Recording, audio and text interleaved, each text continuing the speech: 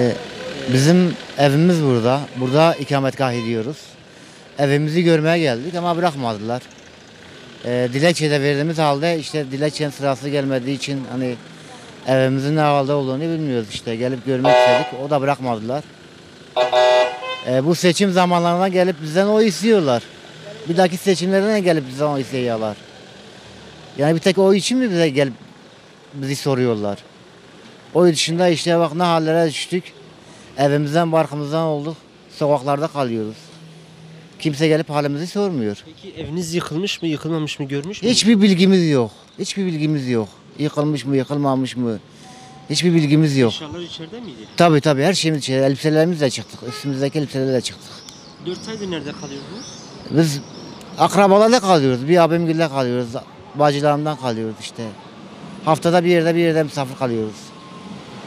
Kiraya geçmiş miydiniz?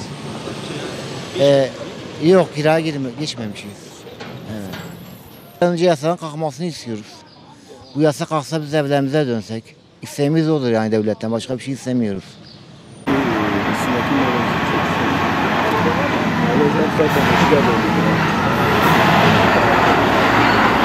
Köye gidiyorum. Köyde de ben 11. ayda dönüyorum. Lice'ye geldim. Dedi sende yük var. Bu yük senin kapının önüne girmiyor. Ben telefonumu açtım oğluma. Dedim hal mesele böyledir. Dedi baba sen niye bu erken geldin? Dedim karı ölmüş, ben köyden ne işimiz var? Geldim. Geldim o da kesildi. Kesildim fakülteye geldim. Gene telefonumu açtı. Dedi baba yük şeye gelsin, semt pazarına. Ben yükümü oraya götürdüm. Boşalttım. Döndüm eve. Eve geldim baktım. Şeyler hep bir çal çukur, ondan sonra üstte kamera, ondan sonra. Neyse ben içeri girdim. O gece tek başına orada kaldım. Tek başına kaldım. Gecenin yarısında zil çaldı. Kalktım. Dedim kimsiniz? Ses vermedi. Kimsiniz? Ses vermedi. Dedim siz akşama kadar, gece yarısına kadar çalsa da ben açmıyorum. Neyse açtı. Dedi biz belediye. Bir tane kadın. Dedi ismini yaz biz size yardım veriyor. Dedim bu şeyi aç benim yüküm kapının önüne gelsin. Ben ismimi sıra vereyim. Etmedi ben ismimi vermedim. Kapıyı örttüm yattım. Tek baş. Orada kaldım. O güne bugüne kadar ben evime dönmedim. Valiliğe gittim, onda il müdürüne gittim, ondan sonra kaymakama gittim. Yani gittim boşa. Hem karakolda 3 tane dilekçem vardır. Fotokopisini de çıkartıyorum cebinde hazırdır. Ben yarvalıyorum diyorum hala bir eve bakayım hala bir şey mi var yok. Ben diyorum ya bir kat elbise mi ya bir bavul bir bavulumuzda bir para da var.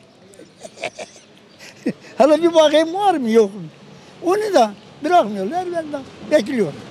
Davamız odur.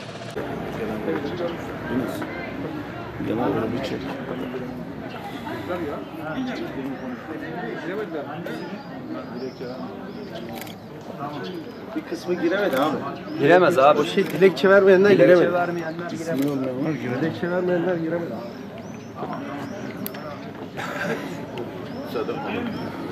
Kolay gelsin. Sağ olun dayıcım. Teşekkürler. Hadi abi.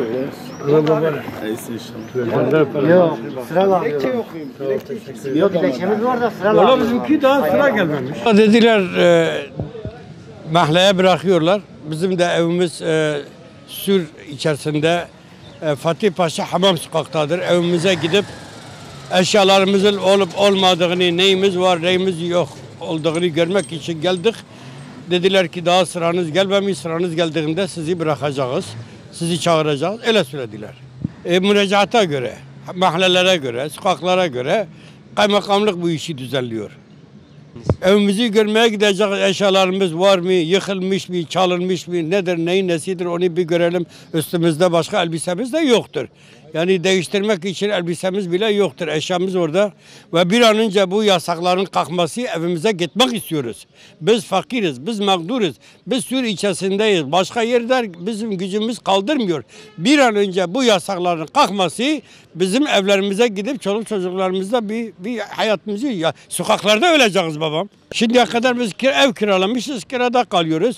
Bunun bize vermiş olduğu yardımlarla geçiniyoruz. Altımızda bir kilimdir, bu şudur, budur. Yani idare ediyoruz geçici olarak. Bir an önce bu yasakların kalkması, evimize gitmek istiyoruz. Evet, kira yardımı yapıyor devlet. Kaç aydır? Valla 3-4 aydır kira alıyoruz. Yani kira alıyoruz. Kira yardımı yapılıyor. Fakat bir sıkıntımız daha vardır. İşkur'da işbaşı yapan kimselerin kira yardımları kesilmiştir. Şimdi kira yardımı yapmak başkadır. İş karşılığında maaş vermek başkadır. Bu maaşını alan insanlar kendi çalıştığının emekliliğinin karşılığına veriyor.